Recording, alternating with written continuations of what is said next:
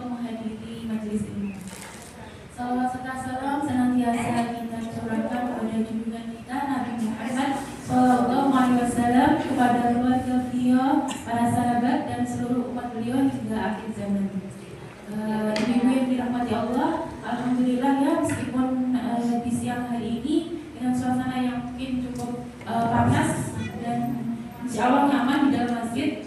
Semoga kita juga tidak ngantuk ya dari acara dari awal sampai akhir nanti. Kita sama-sama niatkan datang ke masjid ini bukan hanya untuk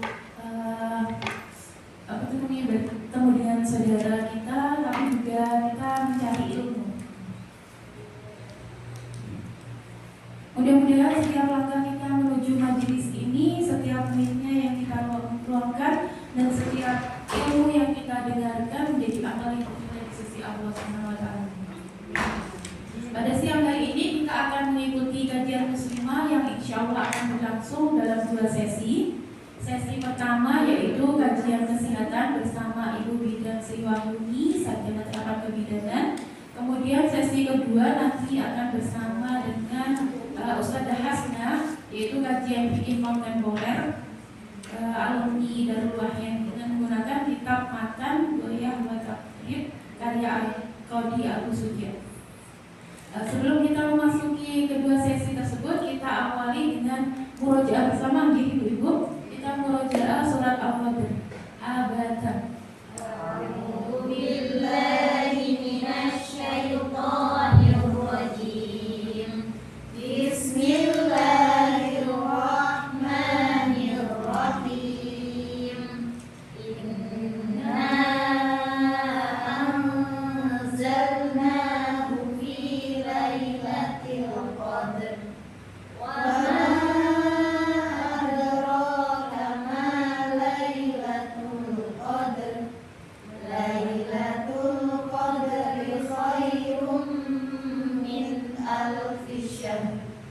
tanazzalul malaikatu war-ruhu fiha bi'izni rabbihim min kulli amr. Salamun hiya hatta matla'il fajr. Allahumma rahmana bil-Qur'an. Semoga Al-Quran kita baca bersama pada siang hari ini menjadi cahaya bagi hati kita, menjadi penerang jiwa dan menjadi pemberi syafaat bagi kita kelak. Baik ibu-ibu yang dirahmati Allah, kita langsung memasuki sesi pertama yaitu kajian kesehatan. Kajian kesehatan adalah salah satu nikmat yang sering kali baru kita sadari nilainya ketika kita sudah sakit. Saat badan sehat kita bisa beraktivitas mengurus keluarga, bekerja dan beribadah dan melakukan banyak kebaikan. Tetapi ketika badan sudah mulai tidak enak, baru kita mungkin merasa ya Allah ternyata sehat itu nikmat yang sangat itu nikmat sekali ya, sangat berharga sekali ya nikmat itu ya. Maka sebagai seorang muslimah menjaga kesehatan merupakan bagian dari menjaga amanah yang Allah berikan kepada kita. Pada siang hari ini kita akan mendapatkan ilmu dan wawasan kesehatan bersama Ibu Bidan Sri Wahyuni. Insya Allah banyak hal yang berkaitan dengan kesehatan kita yang akan dibahas.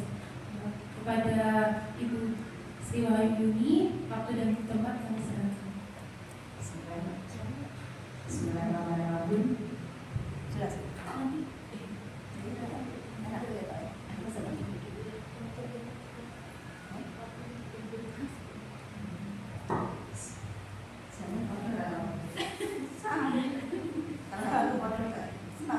Bismillahirrahmanirrahim. Assalamualaikum warahmatullahi wabarakatuh. Alhamdulillah, alhamdulillah binikmatillah bimusalihat. La haula wala quwata illa billah. Hasbunallahu wa ni'mal wakil, ni'mal mawla wa ni'mal nasyir. Allahumma la sahla illa ma ja'altahu sahla wa anta taj'alul idza syi'ta sahla. Rabbi zidni ilma wa rizqni fahma. Amin. Tadi terjemahannya belum dibacakan Ustazah Nuwaya. Tak mencatat ya. Bismillahirrahmanirrahim. Dengan nama Allah yang Maha Pengasih lagi Maha Penyayang. Sesungguhnya kami telah menurunkannya Al-Quran pada Lailatul Qadar. Motivasi dari ayat 1 ya, dari Abu Hurairah, dia berkata Rasulullah bersabda tentang Lailatul Qadar sesungguhnya itu adalah malam ke-27 atau 29, dan sesungguhnya pada malam itu jumlah malaikat Jibril lebih banyak dari jumlah pasir. Hadis riwayat Ahmad ya. Terus ayat kedua, tahukah kamu apakah Lailatul Qadar itu? Lailatul Qadar itu lebih baik daripada 1000 bulan. Pada malam itu turun para malaikat dan Ruh Jibril dengan izin Rabb-nya untuk mengatur semua urusan. Sejahteralah malam itu sampai terbit fajar. Keutamaan waktu sepertiga malam dari Abu Hurairah bahwa Rasulullah bersabda, Rabb kita turun di setiap malam ke langit dunia pada sepertiga malam terakhir dan berfirman, siapa yang berdoa kepadaku pasti kukabulkan, siapa yang meminta kepadaku pasti kupenuhi, dan siapa yang mohon ampunan kepadaku pasti kuampuni. Jurnal kesehatannya, waalaikumsalam. Jurnal kesehatannya, sebuah penelitian meta-analisis menunjukkan bahwa sholat tahajud bisa membantu mengurangi stres, cemas, dan depresi. Ibadah ini juga memberi manfaat fisik seperti menurunkan tekanan darah, meskipun pernah itu belum terbukti signifikan secara statistik itu ya. Keterangan tentang di samping tafsirnya juga terjemahannya ada di jurnal kesehatan tentang malam, seperti malam tentang malam gitu ya. Saya baca itu. Alhamdulillah ini pertemuan keempat terakhir saya yang di sesi saya ini, pertemuan terakhir. Tapi sekarang kita berbagi waktu dengan Ustazah Hasna. Kalau sebenarnya sampai asal saya sendiri gitu. Sekarang saya berbagi waktu, jadi nanti kalau saya yang maraton, dek orang berbagi waktu harus ngebut ya kan. Apalagi ini saya harus berbagi waktu dengan dibatasi saja detik sampai kurang seperempat. Bismillahirrahmanirrahim. Kalau kita mengenal tentang kanker dan pada organ reproduksi ya, pada rahim dan sebagainya.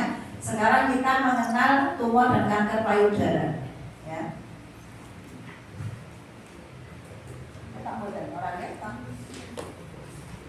Saya baca sana nggak kelihatan. Mengapa kita perlu membicarakan payudara? Kira-kira kenapa? Orang kan maksud. Karena satu, ya. Masalah payudara dapat merupakan pada berbagai usia muda maupun dewasa. Jadi masalah payudara itu banyak sekali ya, tidak hanya tumor, dengan kanker gitu ya. Tidak semua benjolan pada payudara berarti kanker, banyak yang bersifat jinak. Kanker payudara dapat ditangani lebih baik apabila ditemukan lebih awal, jadi tidak telat.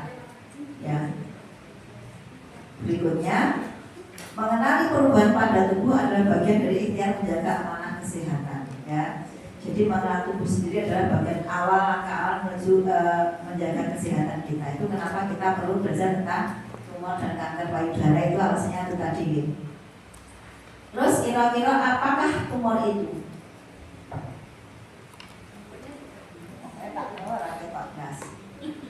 Apakah tumor itu? Tumor itu berarti pertumbuhan jaringan atau sel yang tidak normal dalam tubuh. Intinya apa? Semua benjolan itu sebenarnya tumor. Ganas, enggak, itu namanya tumor ya, semua benjolan. Tumor dapat bersifat jinak atau tidak berbahaya, atau bersifat ganas, kanker. Ya.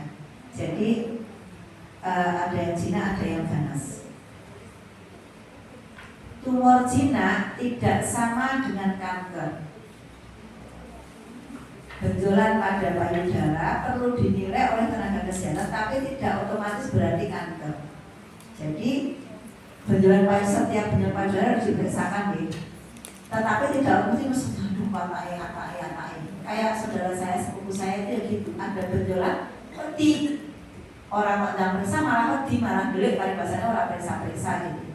Terakhir berapa 6 bulan kemudian yang dari benjolan cuma sebesar ini ujung kelingking, 6 bulan sudah sebesar telur ayam.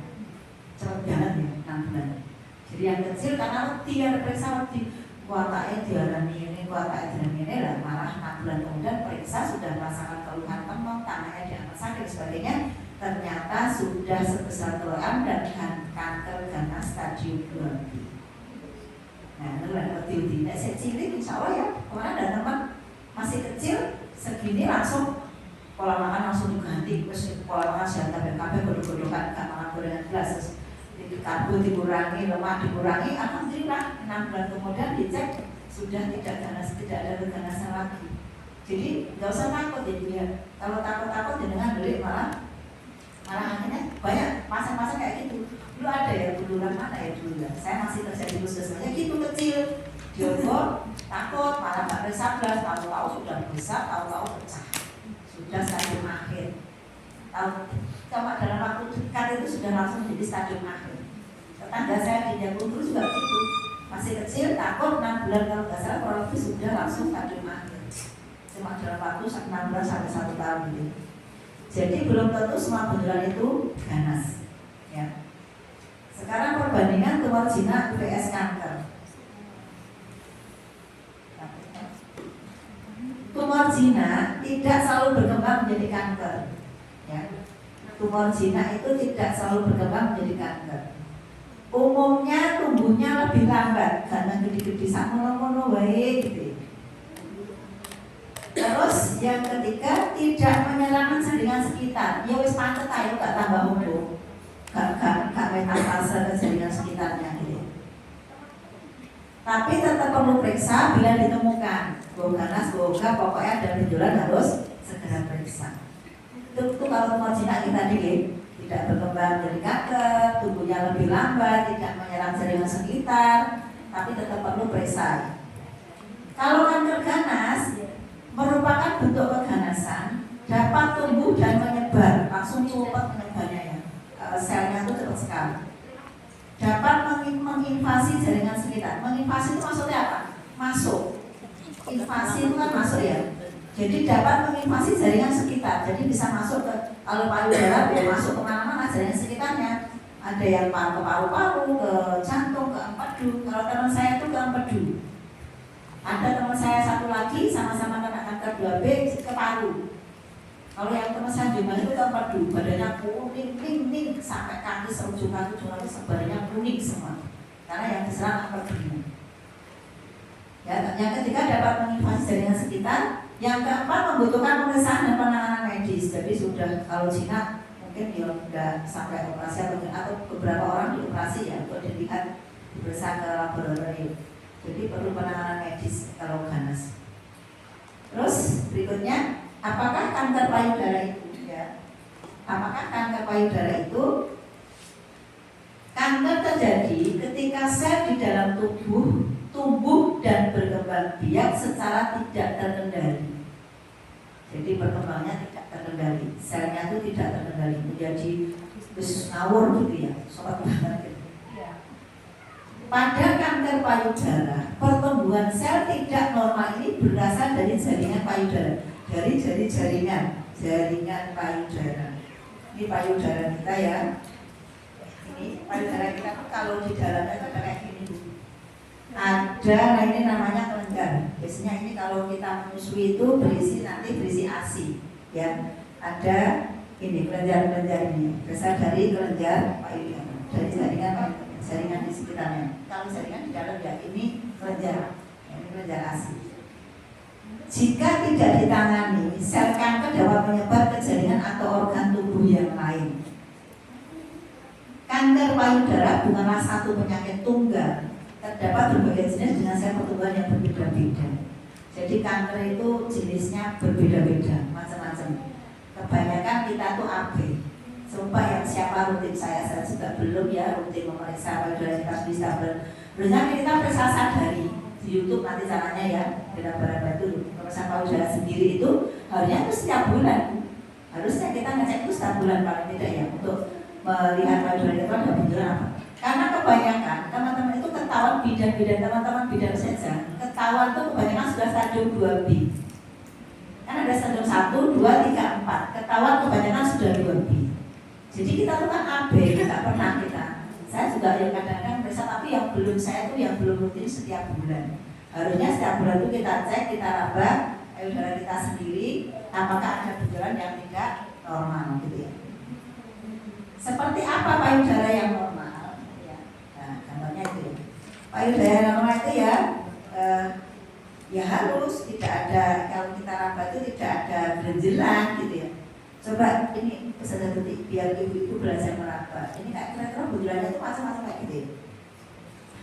Itu kartu itu akal-akalanku dulu, nggak ada pelajarannya. Tak kasih apa? Tak kasih itu ide saya sendiri. Kan aku di sekolah nggak ada pelajaran. Nah, ini ya ada lobus ini ya, yang dikatakan lobus itu ini tadi. Ya, ini ya, ini lobus ini anudesnya nanti susu ya. Kemudian ada puting ya, putingnya bagus, menonjol gitu. Kalau kanker yang sudah parah itu kan putingnya mendelep, tapi mendelepnya cokong ke dalam. Yang mendelep biasa datar itu tidak masalah. Itu yang benar-benar masuk ke dalam, gitu ya. Nah, ada ini jaringan-jaringan. Setiap perempuan memiliki bentuk dan ukuran payudara yang berbeda. Yang penting kenali dan kondisi biasanya. Artinya apa toh? Payudara jadi, itu kayak apa? Ya toh? Seberapa ukuran BH kita kan kita tahu. Kalau nanti tiba-tiba ada perubahan, kok nggak kayak biasanya, gitu ya? Itu nanti kita akan tahu gitu, kalau kita hafal dengan ukuran payudara kita. Kenali perubahan atau tanda yang perlu diwaspadai.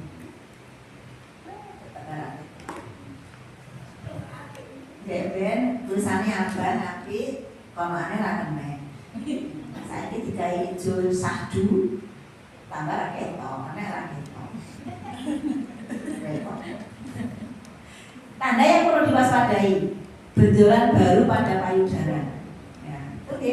Jadi jenengan itu bisa merasakan mesinnya kan apa? Payudara itu kalau kita sering meraba itu mesinnya apa?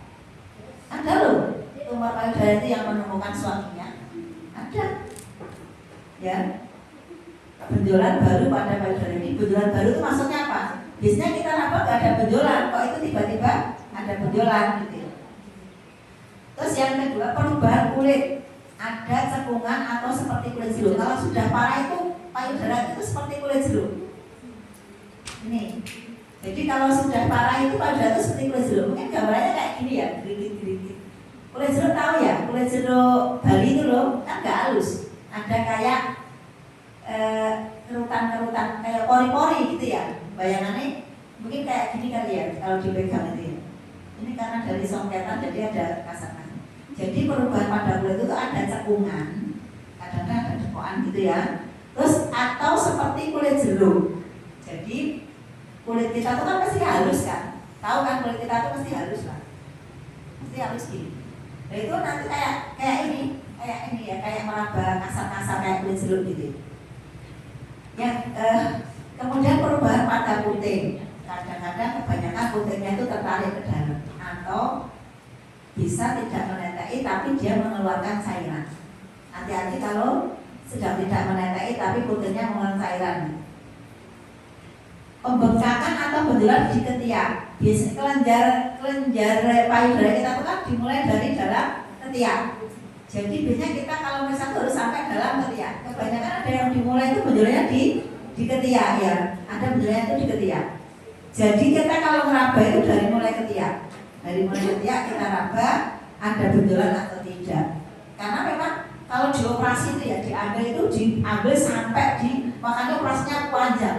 Kok ceritanya juga sampai ke sini karena emang dibuang sampai ke ketiak kelenjar yang ada di ketiak. Ya. Perubahan ukuran atau bentuk payudara. Nek perubahan ukurannya misalnya bilangnya maunya 32 kok jadi 36 karena mergo gemuk ya, gak apa-apa berarti karena kita mungkin tambah gemuk payudaranya itu tambah besar. Tapi kayak kita biasa-biasa saja payudara kita tambah besar ya kita harus waspada. Ya, tadi ya. Perubahan pada puting tertarik ke dalam. Biasanya itu putingnya itu tertarik bukan kan ada orang yang putingnya menonjol, ada orang yang putingnya itu mendelep. Ya kalau mendelepnya wajar ya nggak apa-apa. Tapi ini sampai apa itu tertarik kayak ditarik itu, ya kayak sampai tertarik ke dalam. Ya. Cairan tidak biasa dari puting terutama darah. Kadang darah, kadang berupa cairan bening gitu ya. Padahal kita sedang tidak menetei, sedang tidak ada masalah apa-apa, tapi puting kita keluar cairan itu harus waspada. Ya. Perubahan yang menetap berbeda dari perubahan itu menetap. Kok benjolan kok enak terus ya, gak ngalih-ngalih ya, itulah kita harus waspada ya. Sekali lagi tidak semua tanda ini berarti kanker. Gak usah panik kalau menemukan tanda-tanda tadi. Misalnya ada benjolan, ada kulit seperti kulit jeruk, puting susu tarik ke dalam, ada benjolan sampai ke tiak, atau beda bentuk. Gak usah panik. Belum tentu semua perubahan itu kanker. Umpama kanker ya dan konangan malah dan tindakan dan pengobatan tidak sampai parah. Ya, jadi gak usah parno dhisik, nanti parno. Paranoid itu curiga. Wong gangguan jiwa kan enek to sing diagnosane paranoid, parno. Kok kesane ora parno ngono. Itu gampang curiga. Apa-apa curiga, apa-apa sudut itu jenenge paranoid. Apakah benjolan pasti kanker? Tidak, ya. Tidak semua benjolan pasti kanker gitu ya. Banyak benjolan pada bersifat jinak bukan kanker. Contohnya FAM ya, diploma adenovirusnya anak-anak muda itu juga ada yang kena FAM. Ada beberapa anaknya teman itu dan benjolan ternyata dioperasi, diambil, diperiksa ke laboratorium ternyata cuma FAM ya, diploma adenovirus itu tidak ganas.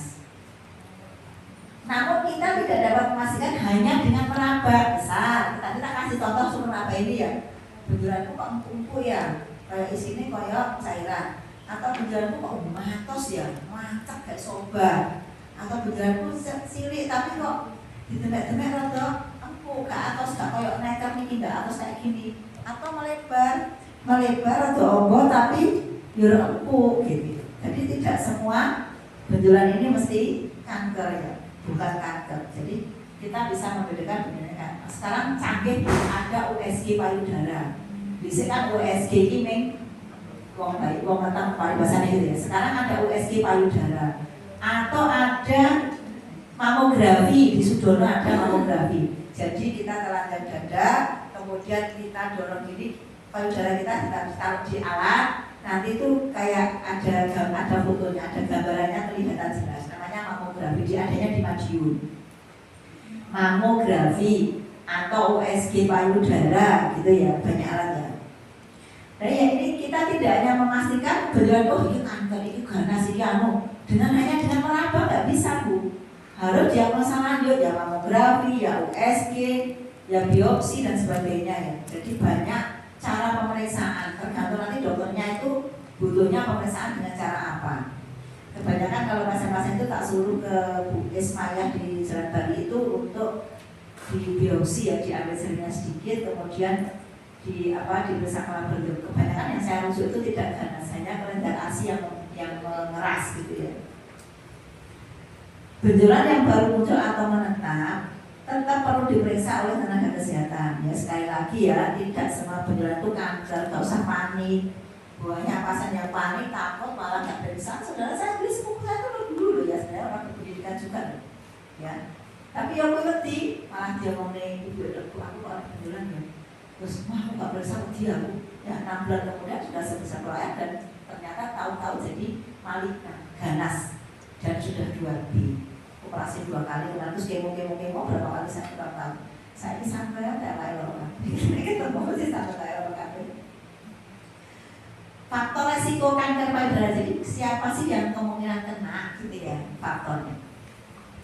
Yaitu ya bertambahnya usia, resikonya semakin tinggi. Semakin bertambah usia, semakin bertambah resikonya. Riwayat keluarga atau faktor genetik tertentu. Tetap kayak kemarin kanker reproduksi itu juga ada riwayat keluarga dan genetik tertentu.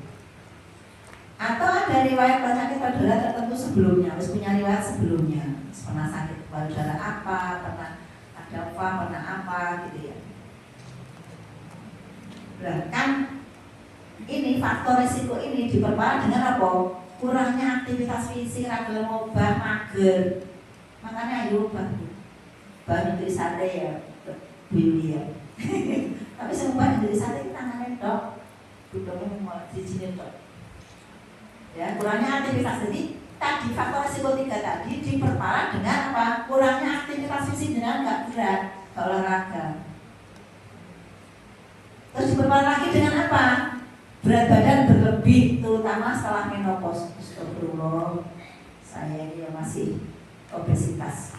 Meduknya ada setengah oleh ibu. Dari semangat sedang bisa, tapi orang bermutu.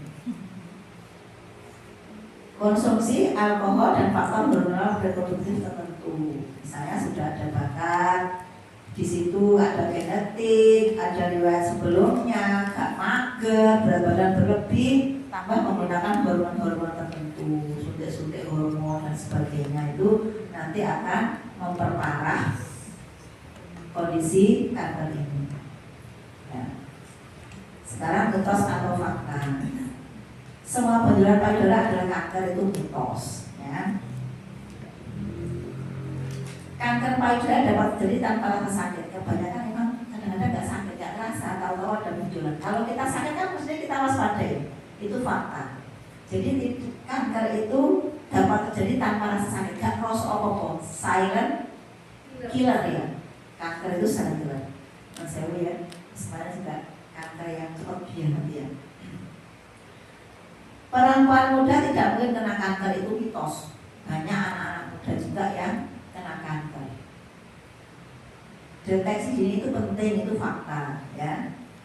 Memeriksa payudara berarti kita pasti menemukan kanker, itu mitos. Belum tentulah kalau kita memeriksa pasti kita menemukan kanker. Periksaannya tadi apa namanya Bu? Apa tadi? Mamografi. Siapa dulu? Sadari, periksa payudara sendiri atau sarari, macam-macam istilahnya ya. Sarari, sadari ya. Periksa payudara sendiri, ini membantu kita mengenali kalau ada sesuatu yang tidak normal. Caranya bagaimana Bu? Berdiri di depan cermin dengan tubuh bagian atas terbuka, kita telanjang dada ya, biasanya di kamar mandi atau di kamar gitu ya. Amati bentuk payudara dan perubahan pada kulit ya. Terus angkat kedua tangan ke atas gini ya, kedua tangan ke atas gini ya. Terus periksa payudara dengan ujung jari secara sistematis. Nanti ada videonya ya, ada gambarnya. Periksa payudara hingga ketiak. Tadi saya sampaikan periksa sampai ke ketiak. Perhatikan apakah ada perubahan pada puting ya. Lakukan ini rutin setiap bulan. Jadi angkat tangan dua-duanya ke atas. Apakah payudara kita tertarik ke atas atau tidak, atau menengahi? Harusnya kan kalau tangan kita tarik ke atas, mestinya kan ikut ketarik, gitu, ya kan? Nah, tangan kita tarik ke atas, payudara kita kok mancep, kayak gak ketarik, berarti ada sesuatu yang bondel. Berarti sudah ada masalah, gitu ya. Terus tangannya malah ngerik, ini ya, malah ngerik, gambarnya malah ngerik kayak gitu. Malah ngerik ngerti nggih? Nah, terus setelah itu kita raba dengan jari, nih, ya, kita raba Bu. Nah, semua sisinya ya. Semua sisinya kita raba pelan-pelan. Kita telusuri sampai muter Bu. Pakai ini. Jangan sampai ada yang kelewat. Ya. Kita telusuri atau dengan nek wis muter kok gak bisa dengan ini kan kroso nek grenjel. Pakai ini kan kroso ya, kalau kok grenjel mesti kroso ini. Pakai ini. Kalau ada setengah mesti kroso.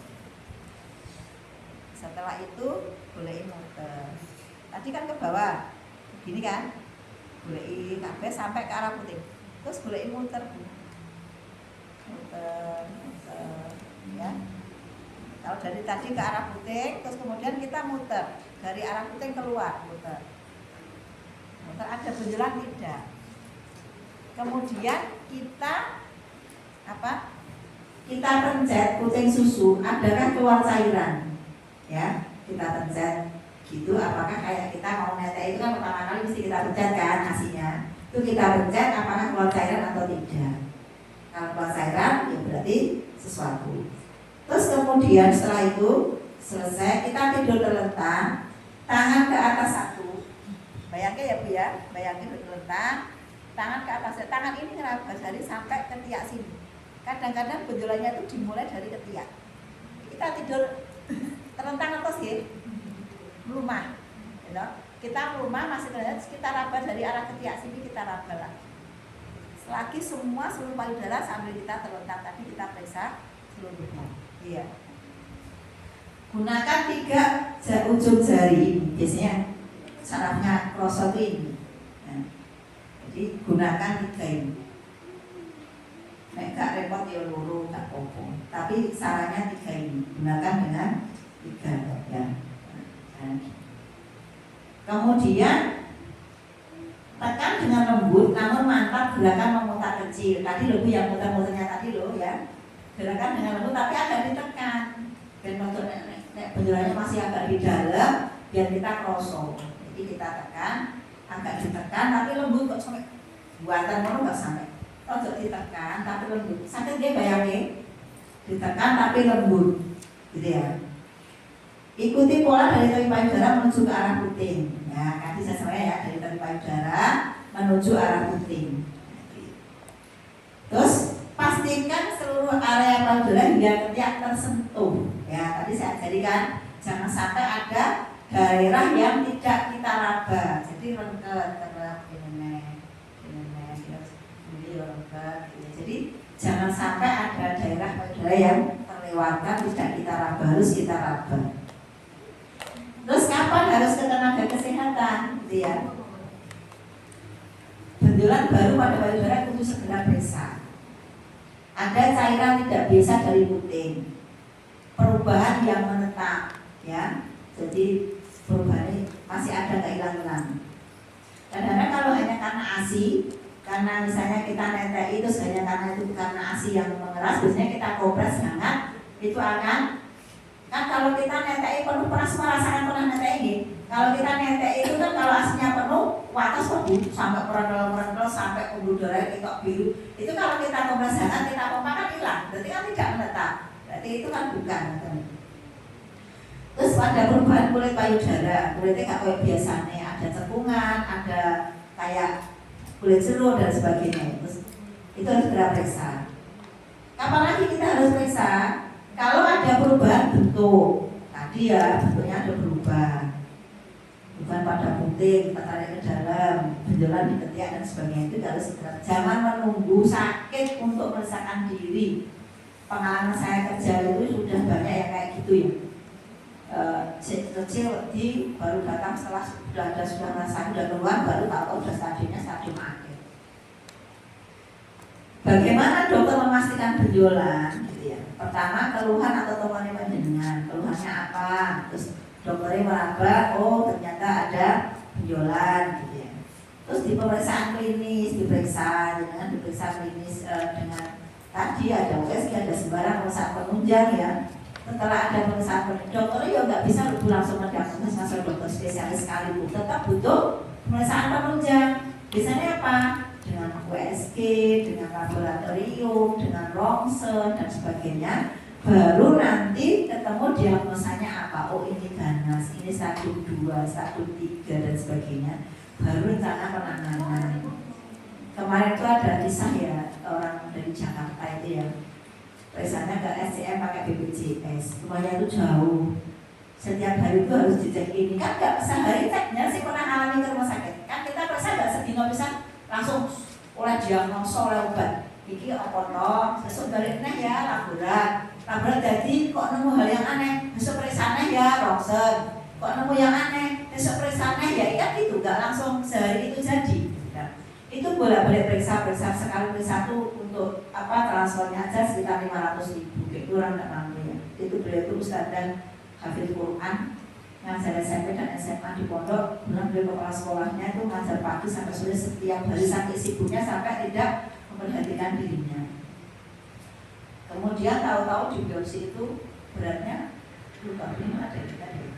Kalau nggak salah berapa belas kilo apa 20 kilo ya beratnya. Bayangin payudara itu besarnya, benjolannya itu seberat 20 kilo apa 25 kilo saya lupa. Sebesar apa coba? Itu masih kerja setiap hari, masih ngajar karena jilbabnya besar kan, tidak kelihatan ya. Jadi masih ngajar, masih terus akhirnya terpaksa itu harus ngambil tindakan. Itu apa kan apa? Sudah mulai netes, ada lubang mulai netes cairannya itu sampai dipakai apa itu? Antum tahu lewek pembayar itu di sini apa? Underpad. Nah itu sampai dikasih itu ya, dikasih itu, jadi ngajar itu sampai itu nggak ada yang tahu orang tua. Temennya nggak ada yang tahu, jadi dia tuh diam, orangnya kan pendiam gitu. Tapi nek pendiam ini nggak pendiam. Jadi itu kasih adik, tapi masih ngajar. Lama-lama karena sudah nggak tahan, makin besar dan ini sudah mengganggu salin, tetesan cairan ini kayak nanah itu sudah ganggu. Akhirnya beliau baru matur. Karena tadi pakai BPJS cuma suruh bolak-balik sampai ada tindakan-tindakan. Akhirnya ada teman itu yang menggalang dana. Misal contoh ini alumni pondok A gitu ya, berarti banyak. Kepala sekolahnya ini langsung menggalang dana ke alumninya sak pondok dulu yang sudah lulus itu dalam karena kalau nggak pakai BPJS itu biayanya 50 juta sekian, 50-an juta dalam waktu 3 hari. Masya Allah, Allah memudahkan beliau yang menjaga Quran hafal Quran itu 3 hari dapat 53 juta itu terus disetor. Jadi dibawa ke sebuah rumah sakit di daerah Ponorogo dari Jakarta, kok RSCM bukan Ponorogo. Itu alhamdulillah masya Allah tabarakallah, dokter yang operasi itu nggak terus dibayar.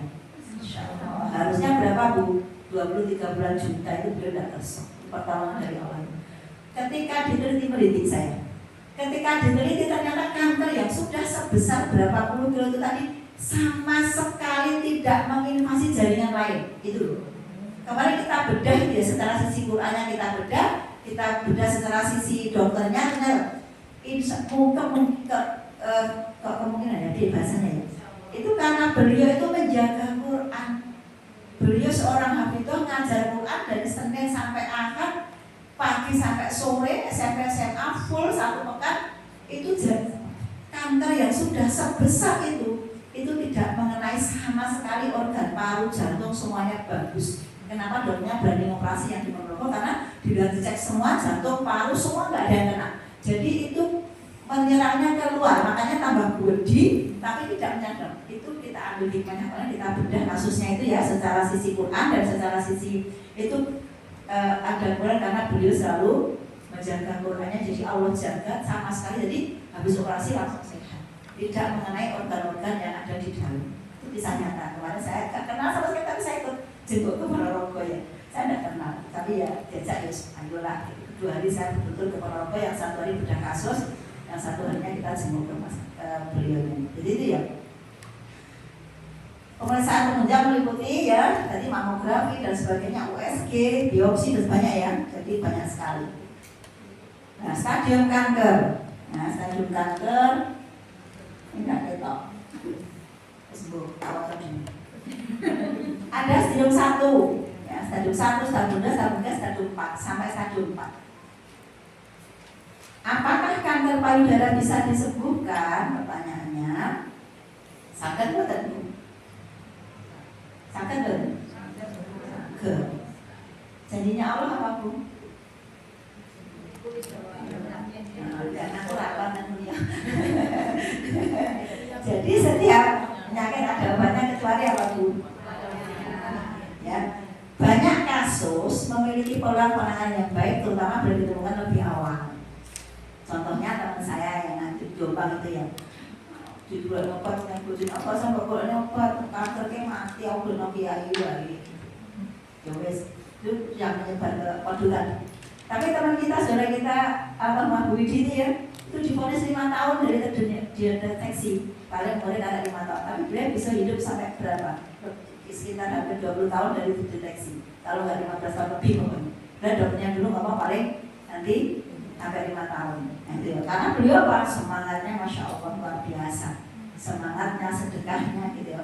Semua nanti itu sudah terapi, terapi dilakukan, periksa ke Surabaya berulang-ulang itu dilakukan semangatnya. Beliau meninggalnya kan diagnosanya COVID ya. Gitu ya.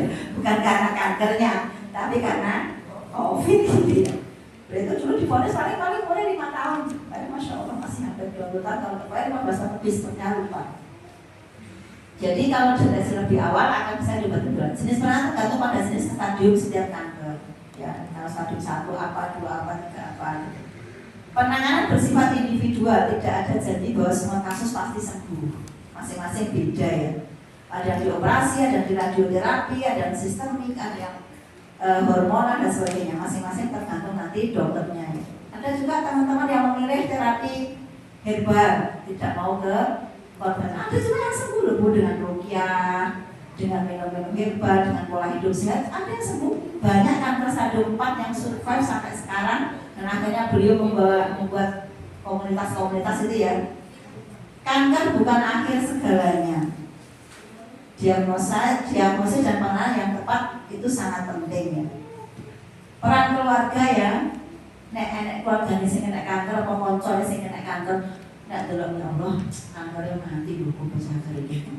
Lah malah pasiennya yo stres sampai ngono iki. Itu ada ya sebenarnya yang kena itu ya baik-baik. Sampai pecah gitu ya. Saya dapat gambar videonya pas pecahnya itu, pas sudah pecah. Kalau ada yang keluarga atau teman yang kena kanker, apa tugas kita, Bu? Dengarkan tanpa menghakimi. Satu saat ini nanti loh, kanker mungkin mati, kanker mungkin tanpa mungkin, ono ya sesaat itu lah beda dia soalnya yo ngembel nih. Dampingi saat pemeriksaan ke tenaga kesehatan dikancani gitu ya. Jangan menakut-nakuti dengan cerita yang belum tentu benar. Hindari menyalahkan pasien atas kondisinya. Lu salahmu lu gimana itu mangan sasai. Nek mangan sembarangan, kagak olahraga, mager mulane nek kanker, ngerepot-ngerepoti wae. Jangan menyalahkan. Wis loro disalahne terus sesuk apa ya dia mesti sesuk ngono. Aku dia sesuk yo sing ngono kuwi. Lha salahmu to kalau ketemu loro, senenge mangan pedes, mangan sembarangan kan gitu. Wis loro disalahkan, tapi memang kadang-kadang ada perlunya ya kita ngomong kayak gitu ya. Tapi jangan lihat kondisinya lah, lihat kondisinya lah kita ngomongin. Jadi menjaga kesehatan itu adalah ikhtiar ya, memaksakan diri jangan takut. Jadi saya pernah yang saya ceritakan itu ya, dulu lah kalau saya lupa. Saya awal-awal di Panean, saya kan di Panean tahun 92. Yaitu benjolannya masih sekecil ini, sekecil kelereng, terus takut nabrak-nabrak tuh sudah jebol gap. Sebenarnya tahu nggak orang kanker itu kalau sudah menyebar itu sudah menyebar kesakitan kayak musek. Tetangga saya tahu persis itu, sampai kayak orang bulung-bulung kalau pas nyeri, pas sakit itu sampai kayak mau teriak agak gangsingan, sakit bingung rasanya panas dan sakitnya itu sampai kayak gangsingan. Itu saya pernah ngobati yang dosis itu ya, itu yang sudah keluar dan bayangin dia payudara kita itu keluar separuh. Nah seperti yang dari itu disapu sendiri gini. Orangnya saya aja yang bidan gak pakai tego ya, disapu sendiri. Kalau sudah mau meninggal itu kesakitan luar biasa, kayak bahasanya orang Jawa itu kayak musek gitu. Jadi kayak sampai munyal-munyal rambut, sampai teriak-teriak karena sakit, katanya itu sakit. Iya. Terus 5 pesan yang perlu diingat. Tambah sini yang Mbak Tuti. 43 sudah menit. 5 pesan yang perlu diingat. Tidak semua benjolan adalah kanker. Ya, tidak semua benjolan adalah kanker.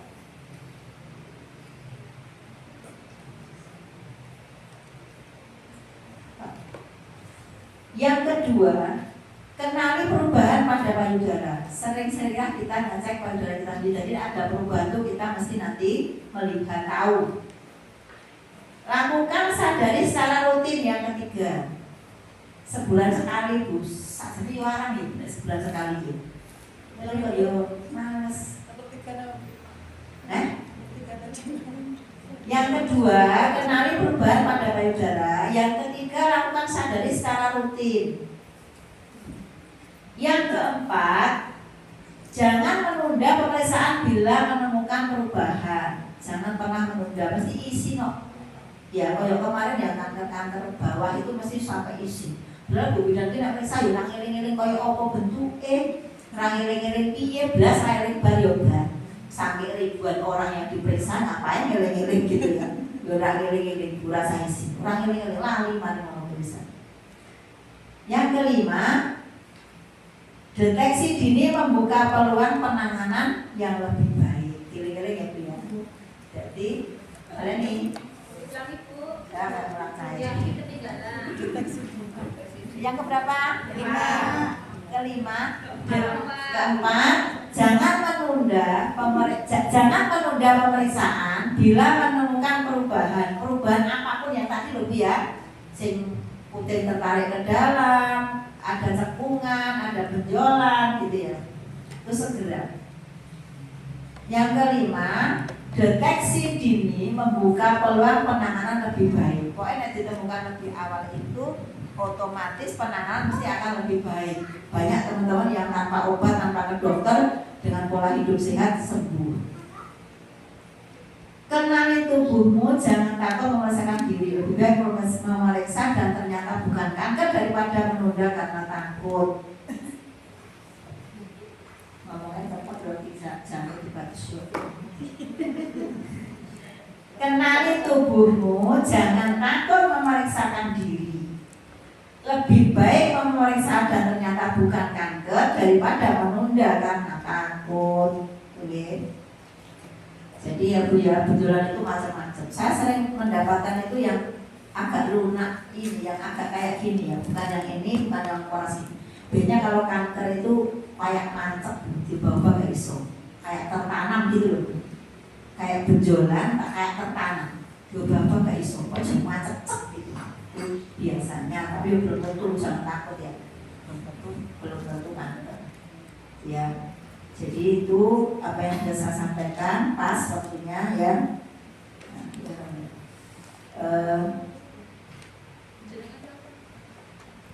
Ada yang mau ditanyakan? Langsung nih MC ini ganti acara soal itu. Yang mau ditanyakan Bu? Nanti materi saya kirim ke panitia. Tak kirim semua loh Bu materi saya. Kayaknya boleh kalau panitia? Belum. Sudah di mana? Semua saya kirim ke Saudara Fitri loh, karena beliau yang tak pikir apa nih di divisi dakwahnya. Semua materi saya tak kirim ke Saudara Fitri nanti tak ingatkan. Ya, biar bisa dipelajari lagi gitu loh Bu ya. Semua yang saya sampaikan materi saya kayak gini saya share. Monggo kalau ada pertanyaan bisa saya jawab, nggak bisa saya tanyakan ke yang lebih ahli. Tanya Bu. Tadi kan tidak semua benjolan itu adalah kanker. Nah itu bisa jadi kelenjar TB. Apakah penyakit seperti itu bisa benar-benar sembuh total ataukah ada masanya lagi, kembali lagi atau bagaimana? TB? Iya. TB kelenjar? Iya. Kelenjar payudara. TB kelenjar payudara. TB kelenjar payudara. Berarti TB kelenjar itu namanya TB kelenjar. Dan kelenjar kita itu tidak hanya di payudara loh. Di leher ada, ya kelenjar ini. Saya pernah benjolan besar. Lah, pas aku nangis, aku stres, aku sedih, kok tambah gede. Tambah langsung saya nangis itu karena saya sedih. Ya ada masalah itu langsung jadi besar gitu. Saya takut waktu itu juga TB kelenjar itu saya belum nikah waktu itu. Takut TB kelenjar, langsung saya ke Sudono, dibedah sama dokternya, diperiksa ternyata bukan TB tapi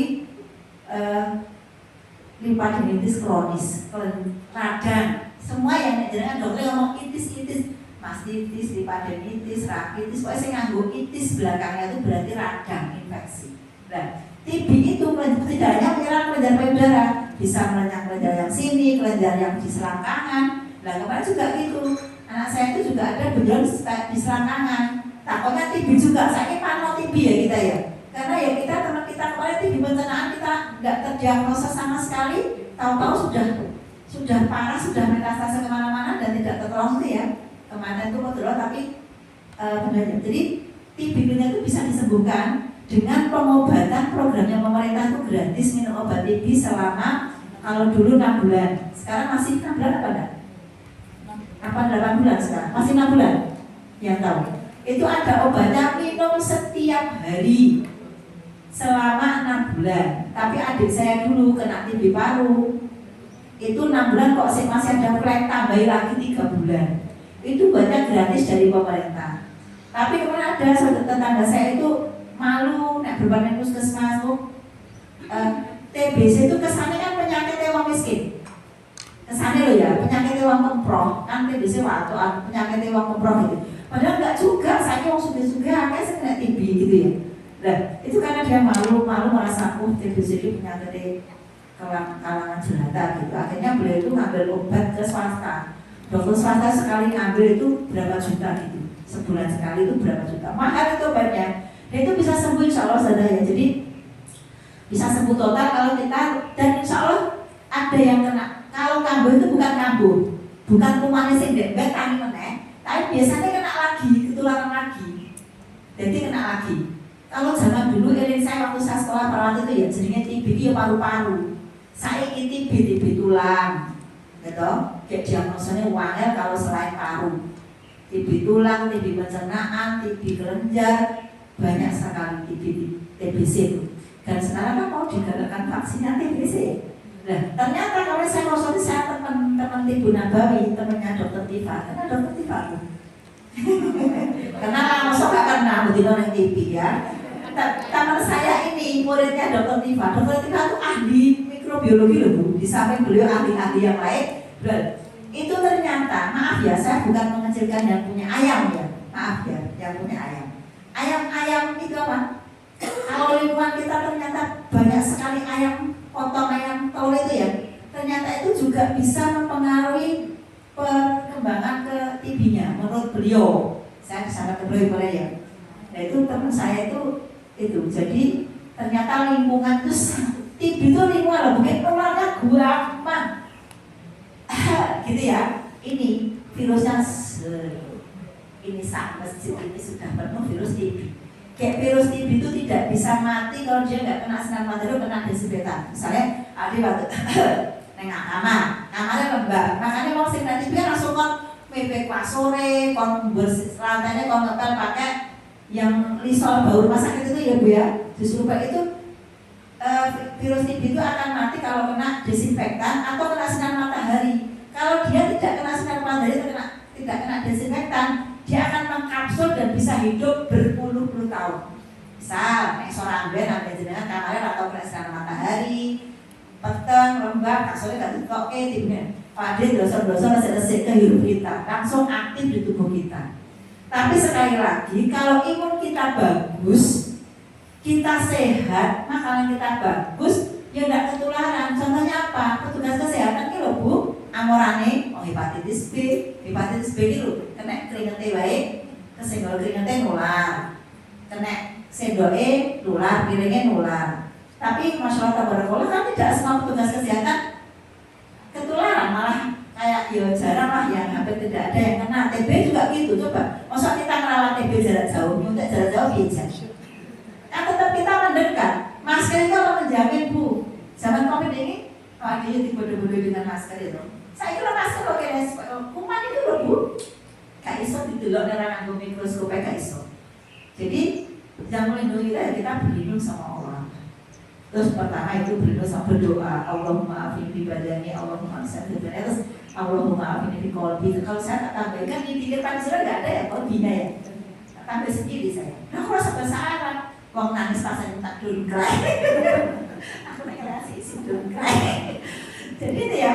Jadi apa penularannya tuh cepat banget TB itu, hepatitis B, TB itu cepat sekali penularan. Nah itu bisa sembuh total. Adik saya tuh sembuh total. Kemarin waktu ada tes guru, sehat banget, paru-parunya bagus, jantungnya bagus. Padahal pernah kena serangan jantung, pernah kena TB. Karena apa? Ya apa alatnya saya rusak ya, tapi insya Allah ya. Saya beliau tuh merokok lagi sekarang itu ya. Kenapa merokok ini omongannya wong sing paling enak dikandani ya wong jatuh cinta wong merokok. Wis pokoknya wis seluruh kuwi pokoke upahnya dikandani kok. Nek liyane insyaallah gak siro. Jadi itu bisa sembuh insyaallah ya TB. Dan TB apapun insyaallah bisa sembuh asalkan pengobatannya deteksinya lebih awal gitu ya. Ada beberapa kasus sekarang soalnya kalau dulu ya paru itu sekarang banyak di puskesmas itu coba tanya yang ngelola itu Mbak Chandra itu ya. Jadi kasus-kasus itu banyak sekali. Monggo yang lain mungkin. Sampai dia mau enggak? Ganten bisa ada Hasna. Dan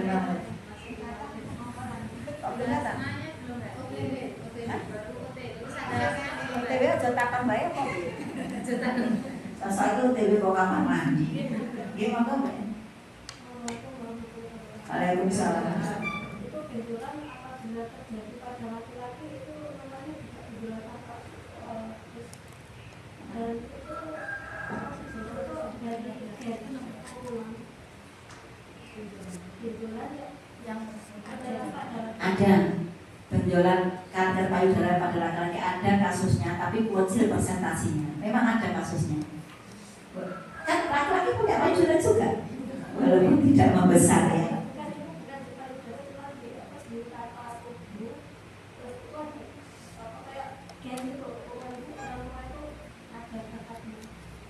Ya tadi kan ada faktor penyebab, salah satunya adalah genetik memang. Ya, jadi kanker itu bisa genetik. Makanya saya ceritakan toh, ada orang yang teliti di bagan kayak bagan nasab itu loh Bu. Begitu nanti ada bagannya, kok pas garisnya kita langsung waspada, enggak orang kosok apa-apa, enggak mamografi, ada yang langsung mamografi. Ada di luar negeri itu yang ekstrim. Kalau sudah nanti garisnya itu kok pasnya pasti saya, langsung mastektomi, diangkat payudaranya dan belum menikah. Ya sama-sama berbahaya Bu. Kalau misalnya harusnya itu diperiksakan, dicek ke laboratorium itu jenisnya apa. Ini semua tidak bisa didiagnosis hanya dengan melihat dan meraba.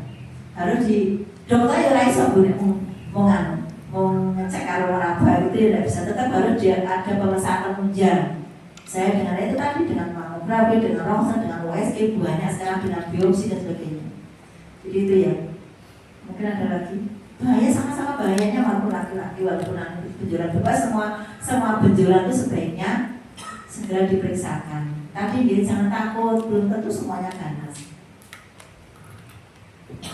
Seterusnya,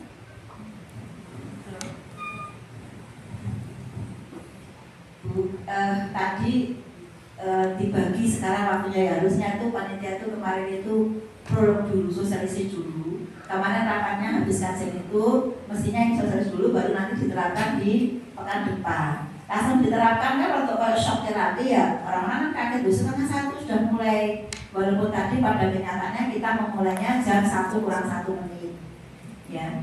Tapi kita memang belajar disiplin Bu. Sekarang kalau flyernya jam 12:30, insya Allah bismillah pengennya jam 12:30 betul-betul kita mulai gitu ya. Jadi kalau kemarin jam 1 lebih 10 kita mulai. Tadi kita karena masih pertama ya kita maklumi 12:30, akhirnya kita mulainya jam 1 tadi. Dan panitianya tadi yo ada yang telat, itu ya sederhana. Iya. Oke, monggo Mbak Eci sudah berarti yang disampaikan, nanti materi monggo ditagih ke panitia Bu. Ada yang bertanya lagi? Saya kira mengenai kami sampaikan kepada Ibu dan Sri Wahyuni atas ilmu dan penjelasan yang telah disampaikan mengenai kanker payudara. Semoga apa yang kita dengar hari ini membuat kita semakin peduli terhadap kesehatan diri kita sendiri di Ibu. Mudah-mudahan kita menjadi perempuan yang tidak hanya sibuk mengurus keluarga, tetapi kita juga tidak lupa mengurus diri kita sendiri. Karena diri kita itu juga amanah dari Allah, jadi harus kita jaga. Semoga ilmu yang kita dapatkan hari ini bermanfaat, menambah kesadaran kita dan mendorong kita untuk lebih memperhatikan kesehatan dengan bijak. Baik Ibu-ibu, setelah kita mendapatkan ilmu tentang kesehatan, kita akan melanjutkan ke sesi yang kedua, yaitu kajian fikih kontemporer bersama Ustadzah Hasna Khairunisa, alumni dari Darul Wahid.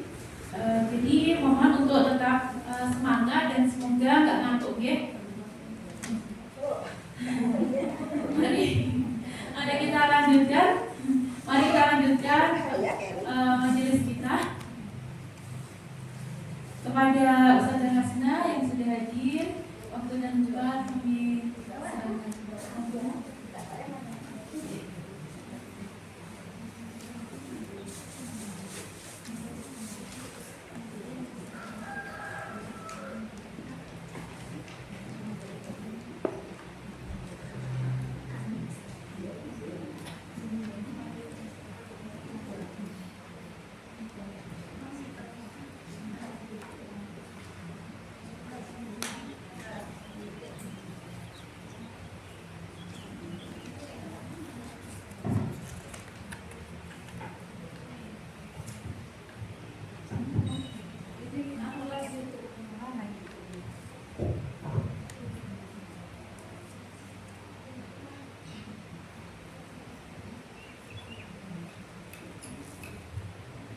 Masih semangat ibu-ibu, kakak-kakak, adik-adik. Masya Allah.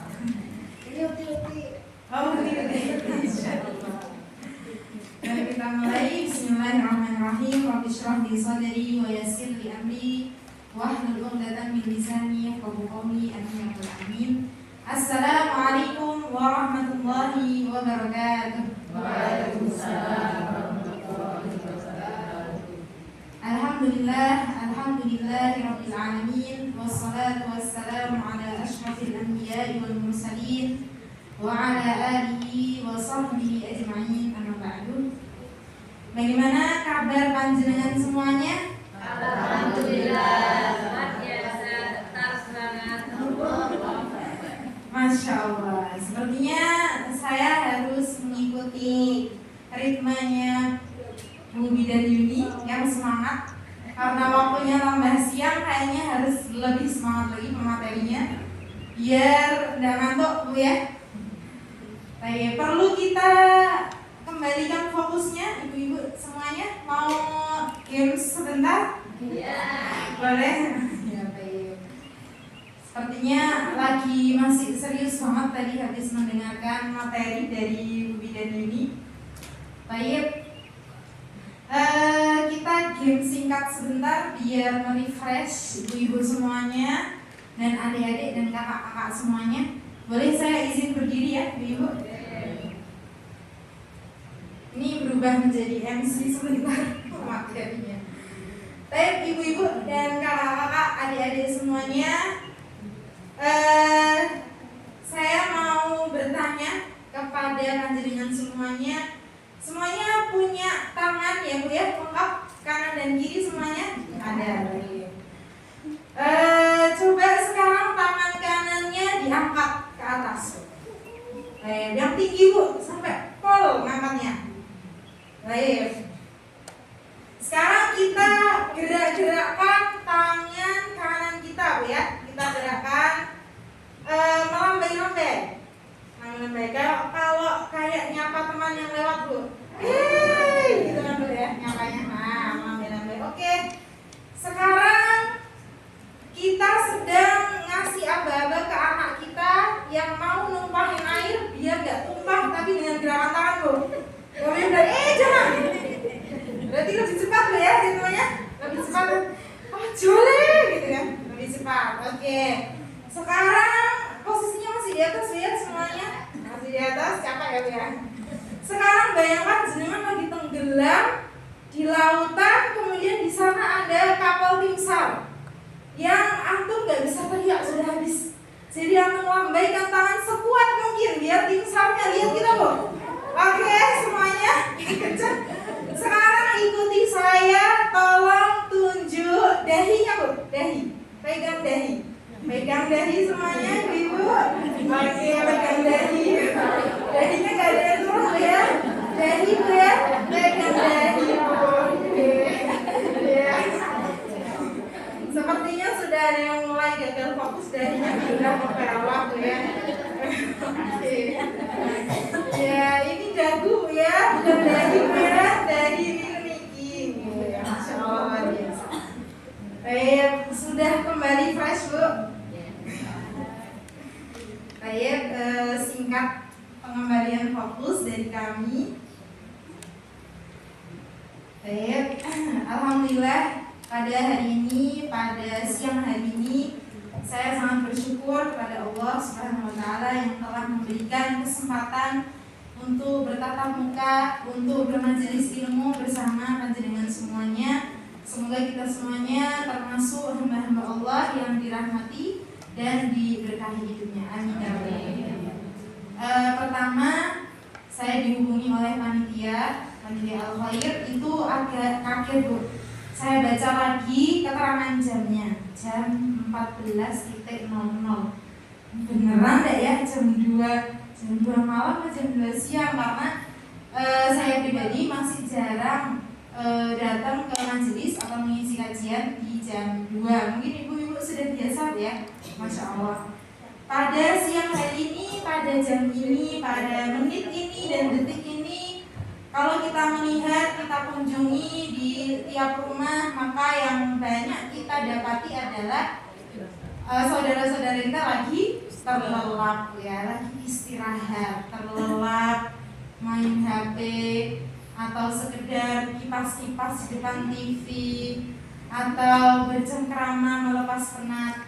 Tapi pada hari ini, pada siang ini, di saat kebanyakan manusia, orang-orang beristirahat, Allah menggerakkan hati kita, Allah menggerakkan langkah kita, Allah menggerakkan semangat kita untuk hadir di majelis ilmu. Maka datangnya kita jenengan hadir dengan segala lelah dan aktivitas yang jenengan tinggalkan semuanya, itu merupakan rahmat dan hidayah dari Allah Subhanahu wa taala. Ini patut kita syukuri, karena panjenengan semuanya berarti adalah orang-orang pilihan Allah Subhanahu wa taala. Baik, pada kesempatan kali ini izinkan saya akan diamanahi untuk membimbing di belajar bersama pada tema fikih kontemporer, yang mana insya Allah kedepannya kita akan memakai kitab Ghayah wa Taqrib karya Al-Qadhi Imam Abi Syuja rahimahullah ta'ala. Insyaallah kita akan memakai kitab namanya Ghayah wa Taqrib. Ini kitabnya ini bukan kitab, tapi disebut dengan matan Abi Syuja. Kalau terkenalnya itu seperti itu, matan Abi Syuja. Kenapa dia dinamakan matan dan bukan kitab? Karena karya Imam Abi Syuja ini adalah tergolong sangat ringkas. Jadi beliau ini meringkas dari keilmuan fikih mazhab Syafi'i, yang kalau kitab aslinya itu karyanya Imam Asy-Syafi'i rahimahullah itu namanya Al-Um ya.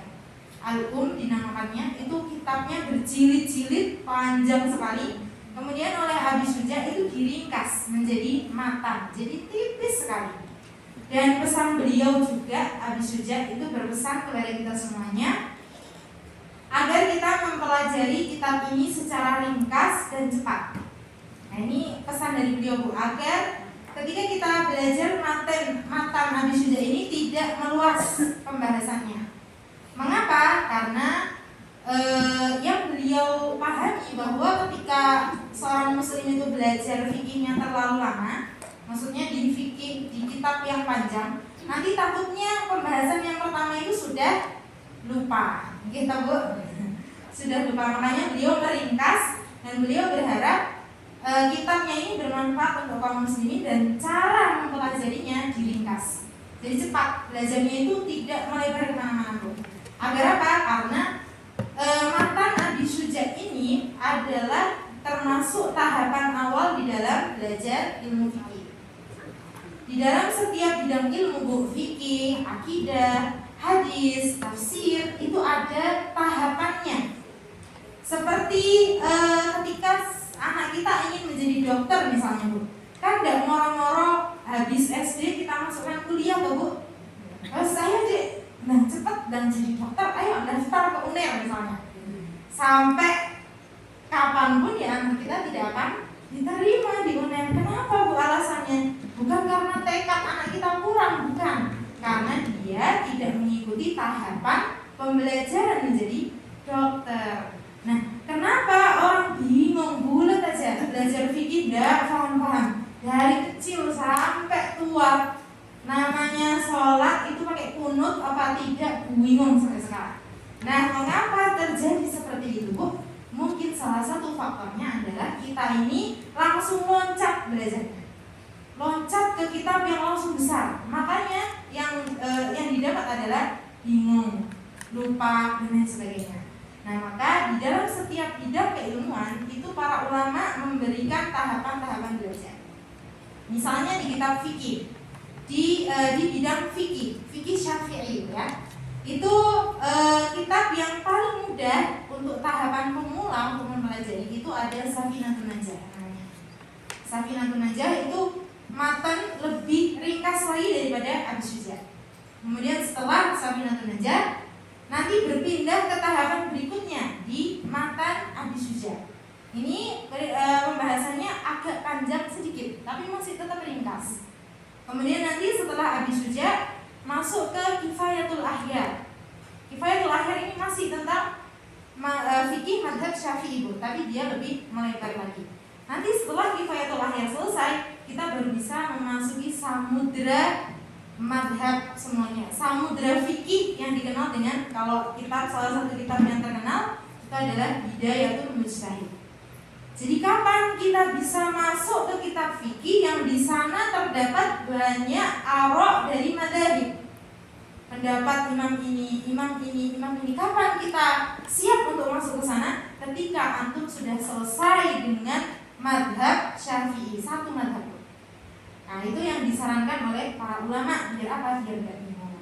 Kadang kita mendapati, misalnya anak kita, Bu, sudah 12 tahun belajar ilmu syar'i misalnya. Kemudian kita tanyai, Dok, ibu tadi tuh pas sholat rambutnya kelihatan nih dari awal sampai akhir. Iya, Dok, sholatnya ibu itu sah apa enggak, Dok? Anaknya mikir, kemudian anaknya bilang, gini, Bu, itu adalah masalah khilaf. Masalah khilaf, perbedaan ulama. Jadi itu masalah khilaf, Bu. Jadi boleh tidak do kesimpulannya? Masalah perbedaan pendapat, Bu, ada yang membolehkan, ada yang tidak. Dan menurutnya, aku tak manut. Kamu do, kamu milih apa? Ya khilaf nih. Nah, biasanya, Bu, jawaban-jawaban seperti ini itu menandakan apa? Bingung. Bingung karena apa? Karena tadi kita tidak siap bertemu dengan madzhab ulama. Jadi ulama ini berkata seperti ini, ulama seperti ini, ulama seperti ini. Nah, kita langsung nyemplung ke dalam samudra. Maka ketika kita lihat ikan paus kok bagus ya, nanti kesana lihat ikan hiu kok bagus ya, lihat ikan pari kok bagus ya. Akhirnya apa? Akhirnya bingung. Tadi kita disuruh milih satu ikan, pas masuk samudra kebanyakan ikan, jadi bingung. Nah, itulah gambaran singkat. Kenapa sih kita itu di dalam bidang fikih itu belajarnya harus bertahap. Maka pertama yang kita pilih adalah Abi Suja. Kenapa kita memilih di madhab Syafi'i? Ya karena kebanyakan orang Indonesia itu belajarnya madhab Syafi'i. Adapun nanti ketika kita berjalan, kita menemukan perbedaan di beberapa yang kita dapati di kitab dan apa yang sudah kita yakini selama ini, itu tidak masalah.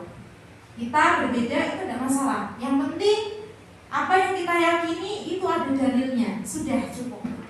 Sudah ada yang paling benar, tidak ada yang salah, tidak ada yang bid'ah dan lain sebagainya.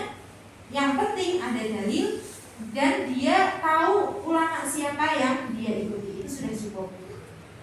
Dan maka dari itu ada perkataan yang sangat bagus sekali, yaitu perbedaan pendapat itu adalah rahmat bagi kaum muslimin dan bukan sebagai poin agar umat itu terpecah belah, tapi bukan untuk mempersatukan, justru karena rahmat. Jadi ada yang begini, ada yang berpendapat begini, ada yang berpendapat begitu, tergantung dengan kondisi dan lingkungan atau penduduk sekitarnya yang dia hidup di sana, mengikuti madhab apa. Nah, ini singkatnya tentang fikih ya. Kemudian pada sesi ini, karena panjenengan semuanya belum pada pegang matannya, maka hari ini kita belum masuk ke matan Abi Suja, Bu. Kalau biasanya jenengan mungkin datang ke kajian itu tema yang diangkat adalah ganti-ganti ya. Misalnya hari ini tentang haid, kemudian pekan depan tentang puasa, pekan depannya tentang ini dan itu, atau beberapa tema saja, satu hukum yang diangkat. Nah, pada sesi ini, pada kesempatan kali ini, insya Allah kita akan mempelajari matan Abi Suja dari awal cover sampai akhir. Nah, biar antum tahu secara detail, Bu, secara lengkap satu kitab, satu matan full dari awal wudhu itu gimana sampai akhir nanti kitab tentang perbudakan itu bagaimana. Nah, biar dalam kehidupan itu kita punya pengalaman sekali ya untuk belajar fikih itu lengkap dari awal sampai akhir. Nah, mungkin selama ini kita berpindah-pindah majelis kajian, belum menemui yang benar-benar belajar full dari awal cover sampai akhir cover.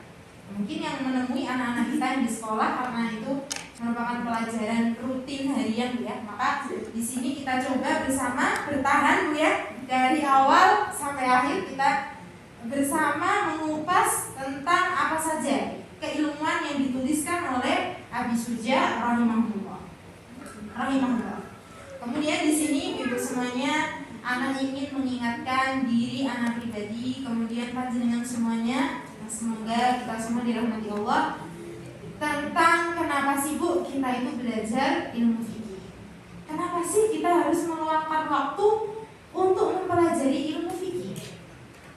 Apakah tidak cukup saja kita punya ustadz-ustadz yang paham ilmu fikih yang bisa ditanyai dan lain sebagainya? Tapi kenapa pentingnya tuh apa? Kita belajar ilmu fikih. Nah, ilmu fikih ini merupakan cabang dari keilmuan syar'i. Artinya ketika kita belajar ilmu fikih, kita juga sedang belajar ilmu syar'i. Gimana Mbak Bu? Ya, nah, karena ilmu syar'i itu bukan hanya tentang bagaimana kita adab kita bertetangga, tetapi juga ilmu syar'i itu terkait dengan bagaimana kita harus sholat, bagaimana tata cara kita ibadah dan lain sebagainya. Maka ada hadis yang sangat terkenal sekali yang disampaikan oleh Rasulullah SAW, yaitu beliau bersabda, "Man yuridillahu bihi khairan yufaqihu fiddin." Barang siapa yang diingini Allah kebaikan, maka Allah akan memahamkannya dalam ilmu agama. Yufaqihu fiddin, memahamkan dalam ilmu agama Bu, dan bukan di ilmu dunia. Apapun gelar yang kita punya, profesor, doktor, presiden, insinyur dan lain sebagainya, tetapi dalam pemahaman ilmu agama dia nol, berarti bisa jadi dia bukan orang yang Allah ingini darinya kebaikan. Ini yang harus kita hati-hati Bu. Kalau Allah menginginkan dari kita kebaikan, kalau Allah mencintai kita, niscaya Allah akan selalu menggerakkan hati kita itu untuk belajar ilmu. Itu ya, hati-hati. Kalau kita pekan ini kok gak semangat ya menuntut ilmu, pekan depan lah paling tak ikut kajian, kok yo enek wah ya alasannya, pekan depannya lagi lah wes, nanti aku tak cuti misalnya dari kerja, lagi ada lagi alasannya. Hati-hati Bu, bukan karena kita tidak punya waktu untuk ilmu, tetapi ilmu yang tidak ingin kita pelajari. Hati-hati benar ya. Sama dengan statement, wah Mbak, saya tuh mau baca Quran itu kok angin ya, tidak punya waktu, saya tuh sibuk. Bu, bukan kita yang sibuk dari Al-Quran, tetapi Al-Quran yang tidak mau dibaca oleh kita. Itu yang harus kita hati-hati Bu. Jadi sempatkan, paksakan, lawan Bu rasa-rasa tidak ingin, malas, kemudian sibuk, sesibuk apapun kita harus menyempatkan. Karena kita lah yang membutuhkan mereka dan bukan ilmu itu yang membutuhkan kita. Maka jangan sampai kita terjebak dengan pemikiran mindset dari setan, yaitu adalah kita tidak sempat. Nah itu harus kita hati-hati. Sampai kapan kita akan bilang tidak sempat? Kita harus evaluasi. Jangan-jangan selama ini bukan saya tidak sempat, tetapi ilmu itu yang tidak ingin saya pelajari. Waliyadillah. Maka kebaikan seseorang atau orang yang paling mulia, orang yang paling baik itu diukur dari dua hal. Dari hadis tadi disampaikan oleh Rasulullah SAW, juga dari hadis yang akan kita dengar, yaitu yang pertama adalah orang itu paling mulia itu dinilai dari akhlaknya. Ahsanukum khuluqan. Yang terbaik dari kalian adalah yang terbaik akhlaknya.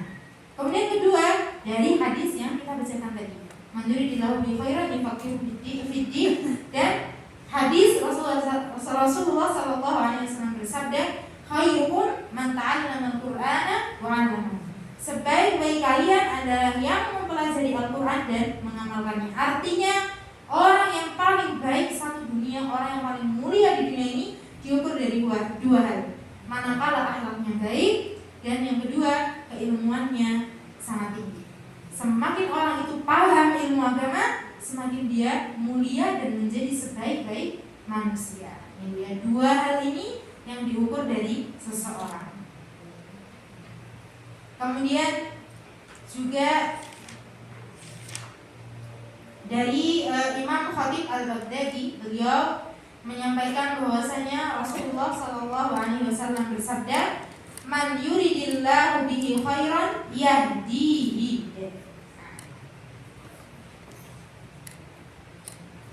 Apa Bu? Hadisnya ana perbaiki, "Man yuridillahu an yahdiyahu yufaqihu fiddin."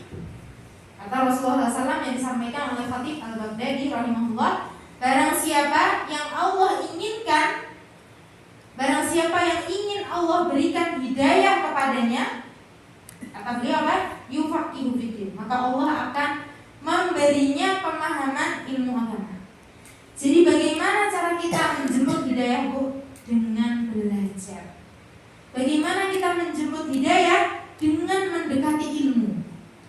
Kalau misalnya sulit sekali Bu untuk kita sholat sunnah, Ana mengingatkan diri Ana pribadi ya, wah ngene ya Mbak, mau sholat 2 rakaat sebelum subuh itu kok abot. Mau sholat sunnah setelah sholat duhur, maghrib, isya atau sholat tahajud berat sekali Mbak ya. Kenapa ya? Gimana ya caranya biar saya itu bisa istiqomah, biar saya tuh bisa untuk sholat sunnah, itu gimana? Caranya adalah dengan belajar. Kita tidak akan bisa sholat sunnah dan lain sebagainya itu jika kita tidak mendapatkan hidayah dari Allah. Bagaimana cara kita mendapat hidayah agar kita sholat sunnah? Dengan mempelajari ilmu tentang sholat sunnah. Tadi sesuai dengan hadis yang kita baca tadi Bu, barang siapa yang Allah ingini darinya hidayah, maka Allah akan menghantarnya dalam ilmu agama. Jadi hidayah itu tidak ngetok rumah Bu, tidak ngetok rumah, bukan rezeki nomplok yang tiba-tiba datang. Ya mungkin ada ceritanya, tetapi hidayah itu adalah sesuatu yang harus kita perjuangkan. Maka dari itulah Allah memerintahkan kita untuk membaca setiap hari 17 kali di surat Al-Fatihah, yang mana isinya di ayat-ayat yang terakhir itu adalah apa Bu? Ihdina siratal mustaqim, kata Allah, ihdina siratal mustaqim. Ya Allah, berikanlah hamba hidayah untuk selalu berada di siratal mustaqim, di jalanmu yang lurus. Ini Allah memerintahkan kita untuk meminta hidayah. Karena apa Bu? Hidayah tidak akan datang tanpa diminta.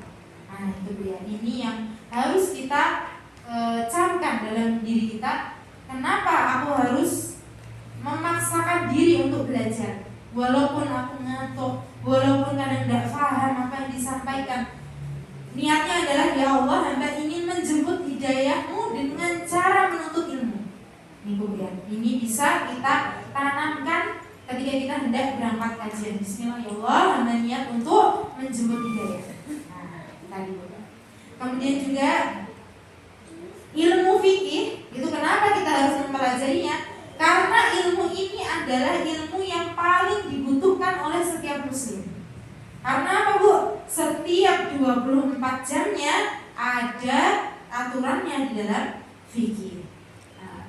Seorang muslim itu sangat dekat kebutuhannya dengan fikih. Bagaimana dia sholat, bagaimana mau tidur itu gimana, kemudian bangun tidur itu harus apa, itu semuanya diatur di dalam fikih.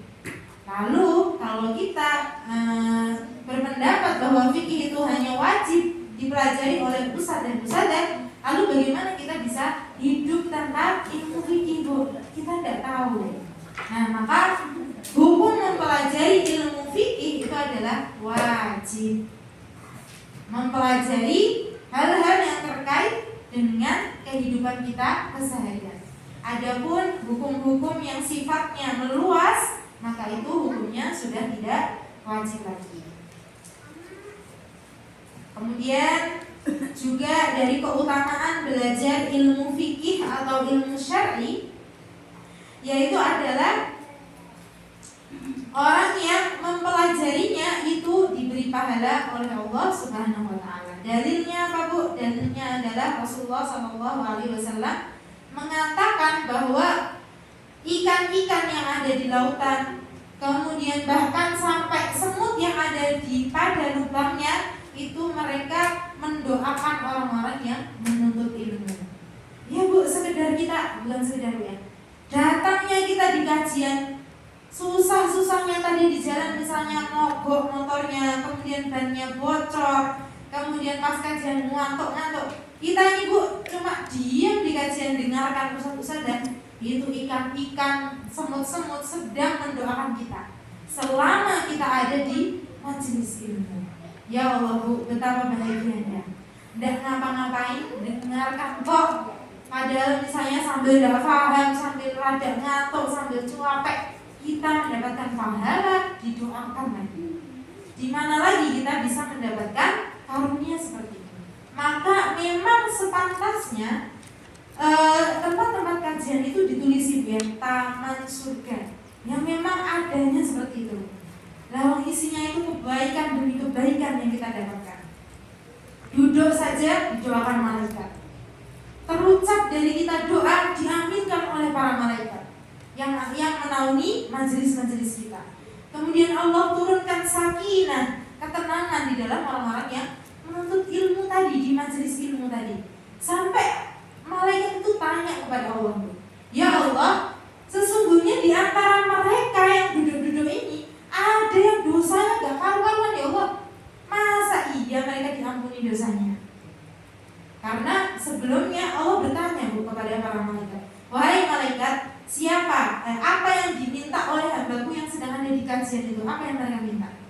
Kemudian malaikat menjawab, ya Allah, mereka meminta surga. Kemudian Allah, ya akan aku berikan. Kemudian malaikat protes tadi Bu, ya Allah, sesungguhnya di antara mereka ini ada hamba-hambamu yang dosanya gak karuan. Tetapi kata Allah apa Bu? Tetap akan Allah masukkan surga karena mereka duduk di majelis itu. Luar biasa Bu, luar biasa. Doa apapun yang jenengan ketikkan di majelis-majelis seperti ini akan diampuni oleh para malaikat. Maka inilah yang paling pantas disebut dengan taman surga. Maka ketika kita buka pintu, ganti baju, pakai jilbab, bismillah Bu, jenengan niatkan, ditanya, Bu mau kemana? Mau ke taman surga. Enak Bu dengarnya kan? Oh enak, ke taman surga. Tampun di Bu, ini kan ngasih al-khair. Ya Masya Allah, kita berangkatnya semangat, kita berangkatnya bahagia, pulang juga bahagia, yang mendengarkan tambah penasaran. Ini jadi nih, di gue ngomong ke taman surga kayak kemarin. Nah, maka coba Bu, sekarang habis duhur kok ngantuk-ngantuk berangkat, bismillah ya Allah, Anda niatkan untuk ke taman surga. Kemudian juga dari keutamaan belajar ilmu syar'i itu Bu adalah kualitas amal seseorang itu tergantung dengan keilmuannya. Jadi keutamaan menuntut ilmu syar'i itu apa? Semakin kita belajar ilmu syar'i, kualitas amal ibadah kita itu semakin baik. Misalnya, contoh, dulu sebelum kita belajar, kita itu tidak tahu kalau sholat itu ternyata pandangannya harus ke tempat sujud. Dari kemarin, misalnya kita sholat, ngitungi di sajadahnya ada berapa bunga, kemudian di ruko ada berapa stroberinya, kemudian misalnya ada semut lewat dilihatin. Nah, mungkin sebelum ini kita seperti itu ya. Mungkin setelah kita belajar, oh tiba kalau sholat itu tidak boleh nengok-nengok. Oh ternyata kalau sholat itu harus fokus ke tempat sujud. Walaupun ada apa gelodahan di samping, jangan ditengok karena lagi sholat gitu ya. Nah, maka sholat, kualitas sholat kita dari 10 tahun yang lalu dan hari ini sudah beda. Kenapa? Karena ilmu. Nah, maka inilah keutamaan ilmu syar'i. Semakin kita paham ilmu syar'i, kualitas amal sholat kita itu semakin meningkat. Kelihatannya si A dan si B sama-sama sholat tuh. Tapi bisa jadi pahala sholat si A lebih besar daripada si B. Kenapa? Karena si A lebih paham bagaimana tata cara sholat ketimbang si B. Nah, misalnya ketika kita puasa, kita mendengarkan tausiah. Oh, orang yang puasa itu tidurnya berpahala toh. Ya wis lah, aku tak tidur aja. Nah, gitu loh, tidur. Kemudian besoknya pas ikut kajian lagi, Ustaz menyampaikan di bulan Ramadan itu semua amalan dilipat gandakan. 1 huruf dalam Al-Quran yang biasanya diberi pahala 10, di bulan Ramadan bisa berkali-kali lipat, luar biasa. Nah, setelah pulang dari kajian, apa yang kita lakukan, Bu? Ngaji. Oh iya, ternyata orang yang puasa tidur itu berpahala, tapi baca Quran lebih banyak pahalanya. Akhirnya kita beramal sholih lebih banyak ketimbang sebelumnya. Itulah yang membedakan antara orang yang tahu dan yang tidak tahu. Maka dari itu Allah Subhanahu wa taala memuji-muji orang yang paham ilmu agama. Kata Allah apa di dalam Al-Qur'an, Bu? A'udzubillahi minasyaitonir rajim. Yarfa'illahu alladziina aamanu minkum walladziina utul ilma darajat. Kata Allah.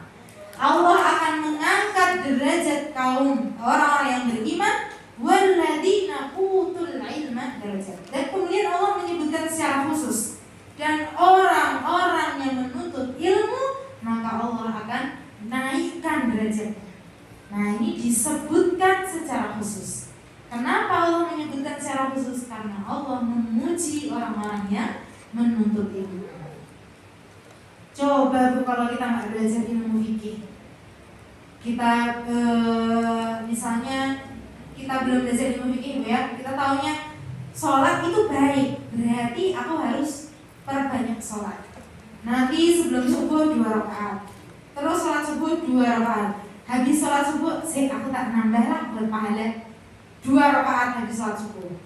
Terus nanti misalnya pas terbitnya matahari, terus matahari terbit aku tak sholat, kan sholat bagus, sholat. Padahal boleh nggak Bu sholat ketika terbit matahari? Tidak boleh. Nanti kita pelajari Bu di fikih aja.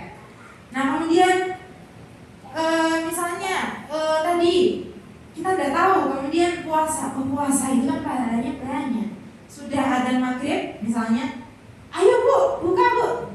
Sekolah Ibu mau nambah pahala, tak buka pas isya aja. Bener nggak Bu kira-kira? Justru salah. Kenapa? Karena semua amal sholih ibadah itu ada aturannya. Ketika kita tidak mempelajari ilmu fikih, maka kita tidak tahu ternyata ada aturan-aturan seperti itu, sehingga kita tidak masuk ke dalam hal-hal yang dibuat-buat secara sengaja dan baru dinisbatkan kepada ibadah, yang mana itu akan dihukumi sebagai bid'ah. Padahal Rasulullah SAW dengan jelas mengungkapkan bahwa orang yang membuat-buat ibadah selain yang beliau ajarkan akan tertolak, ditolak oleh Allah, bahkan bisa jadi berdosa. Tadi ya, itu bahayanya ketika kita tidak mempelajari ilmu fikih.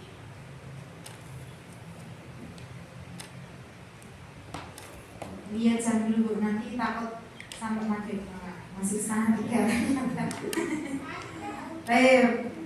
Nah, kemudian juga seorang ulama kita salafus sholih, tabi'in dulu, yaitu namanya adalah Fudail bin Iyad rahimahullah taala. Beliau mengatakan, ahsanul amali akhlasuhu wa aswabuhu. Kata beliau rahimahullah,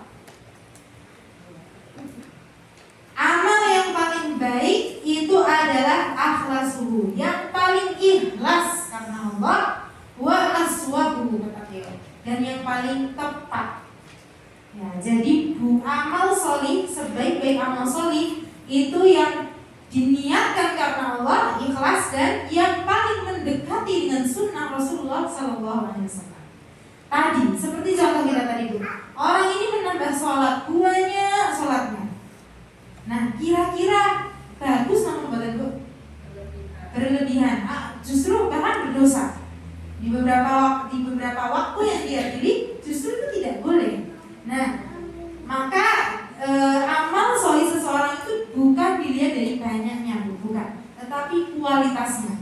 Bagaimana amal sholih itu sesuai dengan apa yang diajarkan oleh Rasulullah SAW. Dan ini tidak mungkin kita dapatkan kecuali kita belajar.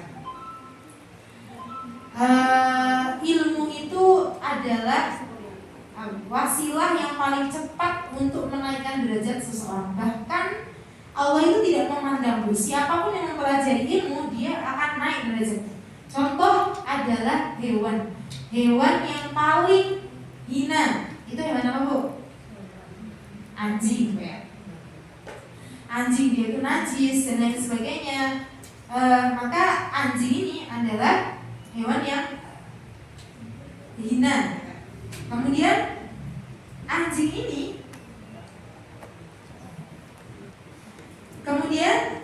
Bu, kata Allah, bahkan Allah itu sampai memasukkan di dalam Al-Quran, semua hewan buruan anjing itu halal apa haram, Bu? Haram, ya, secara umum haram. Kecuali kata Allah, anjing-anjing yang sudah diajari. Al-kalbul mu'allam namanya Bu, yaitu anjing yang sudah diajari. Namanya apa, Bu, ya? Anjing-anjing yang diajari, nggak ada nama khusus ya? Anjing pelajar, Bu, ya. Maka si anjing pelajar ini, Bu, yang biasa digunakan untuk apa, Bu? Pelacak. Anjing pelacak atau anjing pemburu yang memang digunakan untuk berburu, maka hewan buruannya adalah halal. Jika apa, Bu? Nanti kita belajar di fikih, jika anjing itu ketika dikirim, orang yang punya ini mengucapkan bismillah dan hewan buruannya ini tidak mati, jadi nggak ada bekas gigitan si anjing ini, maka hewan buruan ini tadi dihukumi dengan halal. Bukan hewannya tidak mati, Bu, afwan, tapi ada yang mengatakan juga hewannya sudah mati kan tadi sudah dibacai bismillah anjingnya. Nah, ini sudah berbeda, Bu, antara anjing yang nggak pernah belajar dengan anjing yang belajar. Hewan buruannya aja hukumnya sudah berbeda. Ini anjing loh, Bu. Kalau sudah dia punya ilmu, derajatnya naik. Lah, apa kabar dengan manusia? Ketika manusia itu berilmu, maka derajatnya akan naik terus di sisi Allah. Ini adalah keutamaan dan demi keutamaan mempelajari ilmu syar'i. Jadi jika panjenengan semuanya punya anak-anak atau panjenengan sendiri itu lebih paham ilmu syar'i ketimbang ilmu dunia, itu adalah kabar gembira untuk panjenengan semuanya. Karena hidup kita ini tujuannya tidak lain, tidak bukan adalah untuk beribadah kepada Allah. Maka tujuan utama kita di dunia yaitu gimana kita bisa beribadah kalau kita tidak tahu tata cara beribadah. Maka tujuan utama di dunia ini juga adalah untuk mempelajari agar kita bisa beribadah kepada Allah dengan sebaik-baiknya.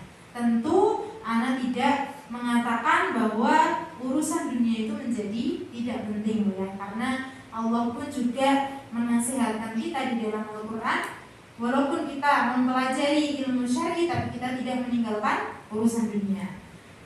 Di sini intinya adalah prioritas. Mana yang kita prioritaskan?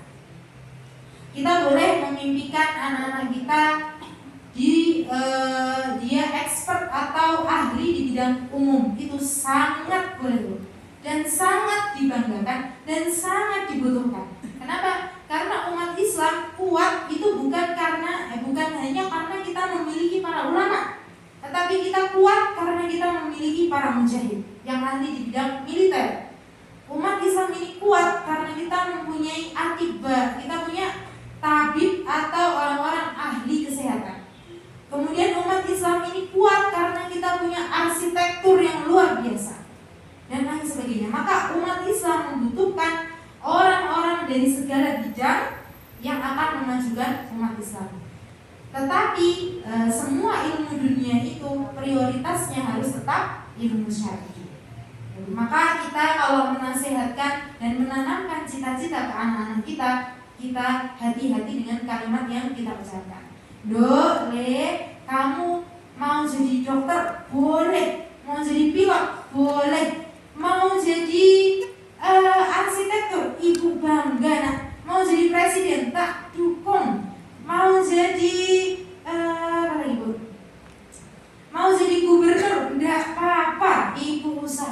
Yang penting sholat jangan lupa. Yang penting soleh nak. Yang itu yang pertama. Kamu soleh mau jadi apapun ibu bangga. Kamu soleh kamu mau jadi apapun ibu akan dukung. Tetapi kalau kamu berprestasi di bidang dunia kok agamanya nol, jangan deh. Ibu tidak mau kamu nanti kenapa-napa di akhirat. Lebih kita tanamkan sejak kecil. Biar apa? Biar itu tertanam di alam bawah sadar dia.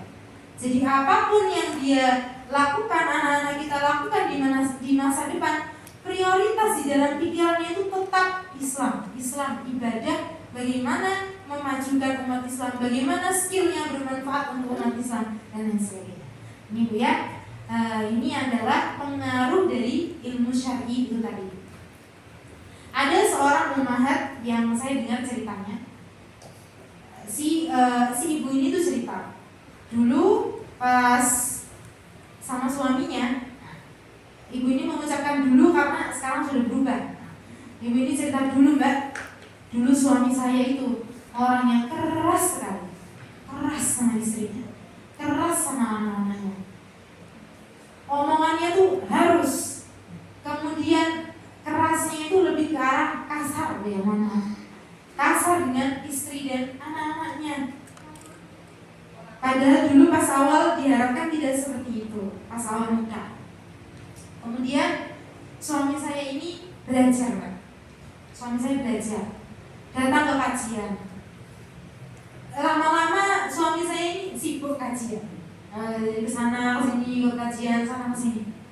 Dan yang saya takjub sampai membuat saya menangis adalah akhlak suami saya itu bisa berubah 180 derajat.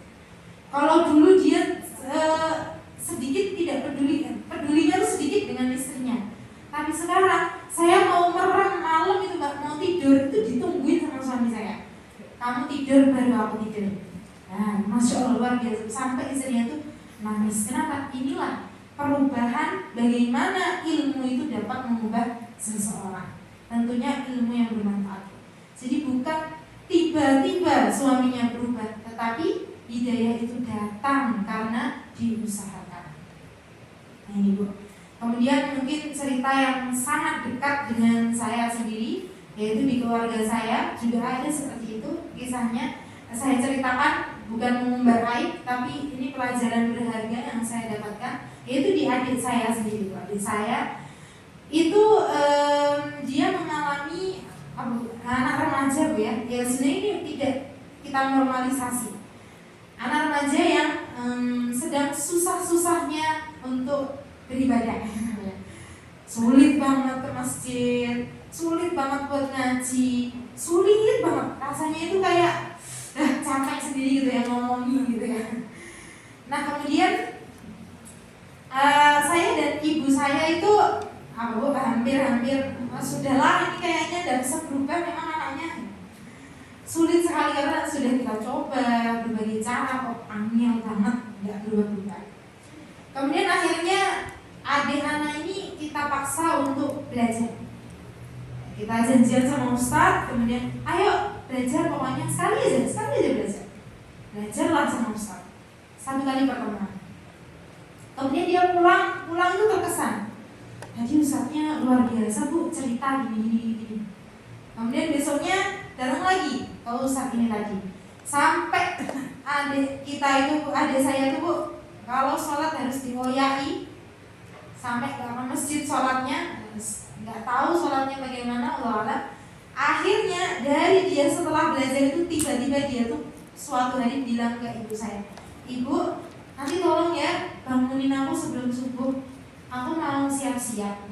Nanti sebelum ke masjid aku mau sholat 2 rakaat. Wah itu kita mau nangis rasanya. Bagaimana hidayah itu datang luar biasa bagaimana ilmu itu memberikan efek yang luar biasa kepada orang yang bahkan jauh sekali dari Allah. Jadi bagaimana kita menarik orang untuk kembali dekat kepada Allah dengan ilmu. Kalau jenengan ngerasa orang itu kan semangat dan keimanannya naik turun ya Bu ya. Al-iman yazidu wa yanqus. Naik turun. Tapi kan jenengan ada di paling bawah.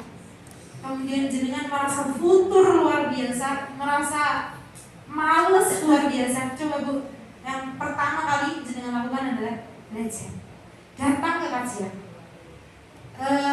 dengarkan ustadz yang ada di YouTube misalnya tentang ilmu. Jangan nyetel musik, jangan nyetel dagelan, lelucon ya, atau sibuk healing kemanapun, jangan. Karena itu nol, sama saja.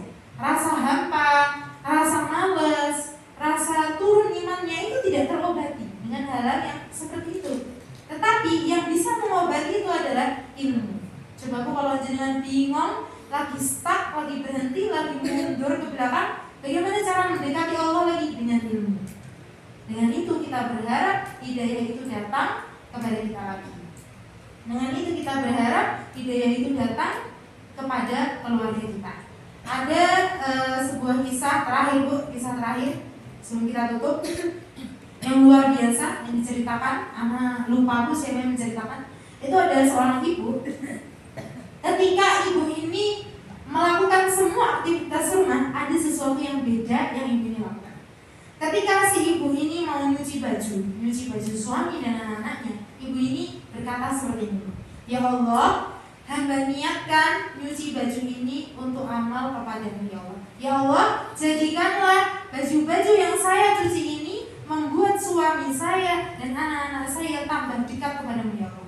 Tambah kencang ibadahnya dengan baju yang saya cuci, dan mereka tambah kuat berdakwahnya di jalan Allah. Karena ibu ini ingin suami dan anak-anaknya itu menjadi pendakwah. Kemudian ketika ibu ini nyapu rumah, ibu ini meniatkan, ya Allah, jadikanlah setiap kotoran yang saya sapu di rumah ini membawa hidayah untuk suami dan anak-anak saya. Ketika ibunya masak goreng-goreng, ngoseng, bikin masakan, ibunya ini berniat, ya Allah, jadikanlah masakanku ini membawa hidayah untuk suami dan anak-anakku, jadikanlah mereka sebagai pendakwah.